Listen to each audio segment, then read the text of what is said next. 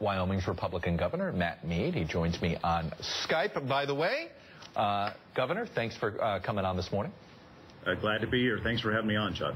I appreciate it. So let me just start with the issue of coal and how important it is to Wyoming's economy. Without it, how much of a part of the economy do you attribute? Could you balance your budget without revenue from coal? Well, we're a conservative state. We would continue to balance our budget, but certainly it would be hugely detrimental to our state to have coal reduced. But I think the broader question, Chuck, is, as I've said, certainly it'll hurt the state of Wyoming, but the question is, how's it going to hurt the country?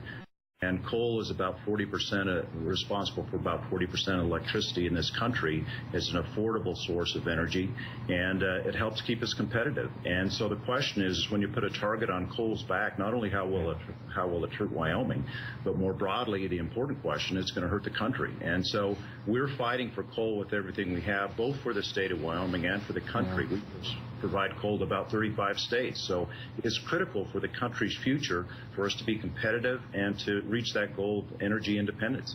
Do you believe the country's reliance on coal should be reduced over time? I mean, obviously, look, you have parochial interests in Wyoming, and I get it.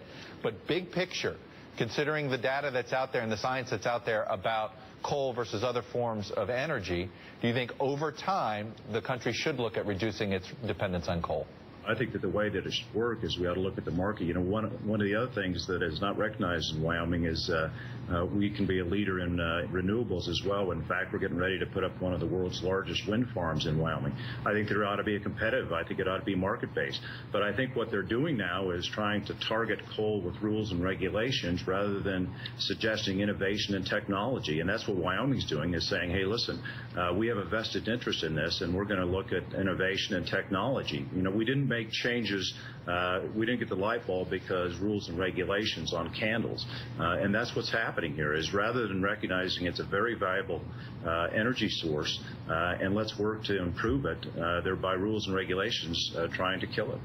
Well, but let me actually challenge you on that point. Rules and regulations by the government have created innovation in the past. Sometimes it's reluctant innovation, but it's created innovation. And then suddenly, that there is more efforts being made, perhaps, if there is such thing as a cleaner coal. Well, the issue is the technology is not going to come in some sort of abstract environment. Coal companies and those who rely on coal have to know that there's a future for coal.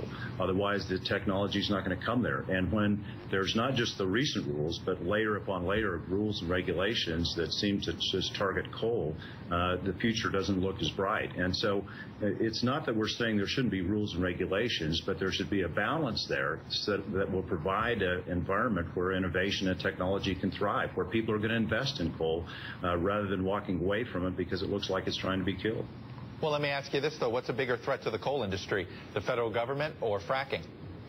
Well, I don't think fracking's a threat to the coal industry. We're 3 or 4 in natural gas, number 8 in oil. We have to have fracking for energy independence. But like I said, I think the market will allow those to compete. I think the bigger threat, to answer your question directly, to coal is not fracking, it's not natural gas, it's not oil, it's not renewables. It is unreasonable rules and regulations. Is there, I guess, let me go back to the question. You sort of ducked it before. You didn't really answer it, which is, do you think that we should have a goal of reducing our dependence on coal? No, I don't think we ought to have a goal of reducing our dependence on coal. I think the goal should be is energy independence, and how do we do that in a way that is clean, innovative, and look at all energy sources. The fact is there's 1.3 billion people in this world who are in energy poverty. It is very premature to start taking energy sources off the table. In fact, coal is the fastest growing energy source globally, and right. This is one of the few countries that's looking to change that. And if you take away all Wyoming coal, that's still going to be the case. It's still going to be the fastest growing energy source. And so my answer remains the same. I don't think it ought to be taken off the table. I don't think it ought to be removed. And I don't think it ought to be reduced. I think we ought to look at innovation technology and make it as efficient. But I guess what I would say is, how do you incentivize the innovation? If you do believe there is a technical way to make coal cleaner, to burn coal cleaner, how do you basically force that innovation without some sort of rules of the road that demand it? Well, I think you look at what the state of Wyoming is doing. We're taking leadership in this. We just got a lot of money through the legislature last time to just look at an innovation prize for coal technology, looking at the slipstream that comes off coal-fired plants, and rather than having that as a liability, use it as feedstock for chemicals, for food stock. These are the things that we can do, and this is the sort of thing that Wyoming is doing. The University of Wyoming, we've put about $50 million in recent years for innovation and technology. These are things that can be done and that we are doing. And as you look at what the federal government has spent on renewables versus on CO2 research, it's a skewed balance there. All right. And so what I would encourage is look at the fact that this is the leading producer of electricity in this country and try to find improvements rather than trying to see how quickly you can put it. Governor Matt Mead, Republican governor from Wyoming, I appreciate you coming on, especially via Skype. Thank you, sir. Thank you.